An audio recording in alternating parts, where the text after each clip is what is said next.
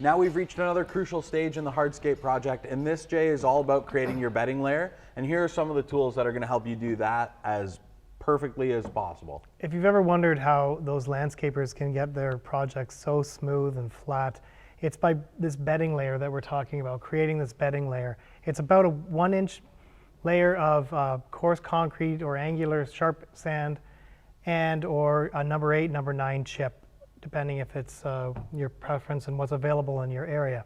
So the way we build that is we've got our base done. It's pretty much level to where we need it to be. We're going to lay these screed poles down beside one another, get them perfectly level with one another.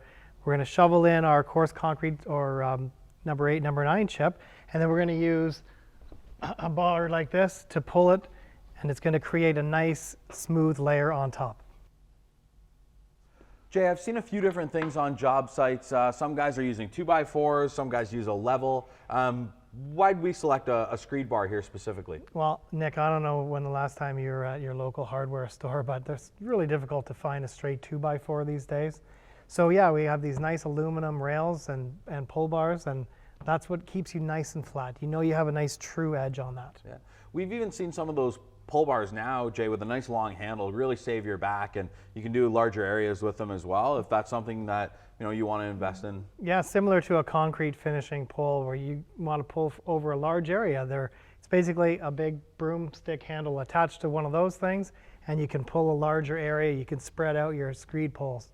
So Jay, it would probably get pretty costly to leave these in every project that you did. Let's talk a little bit about how you're going to recycle your screed poles. Right, so you're going to want to pull those out and maybe even move down the project. You don't need to have screed poles to cover the entire driveway or patio, but you want to pull that out, and then you don't want to leave that void because you're going to be left with a void. You're going to want to shovel in some of that material, whether it's the chip or the coarse concrete sand, and then have yourself a good quality finishing trowel to smooth out that area.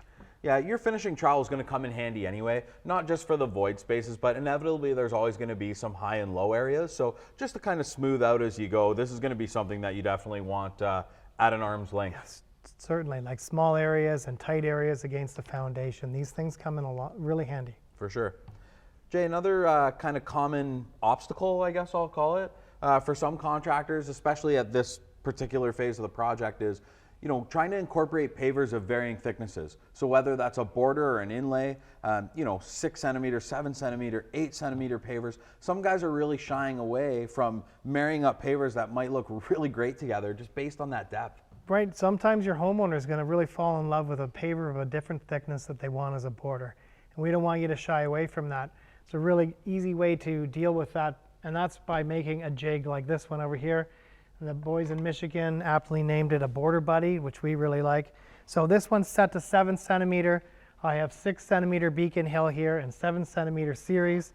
And to match those up, I'm actually going to be removing material with this.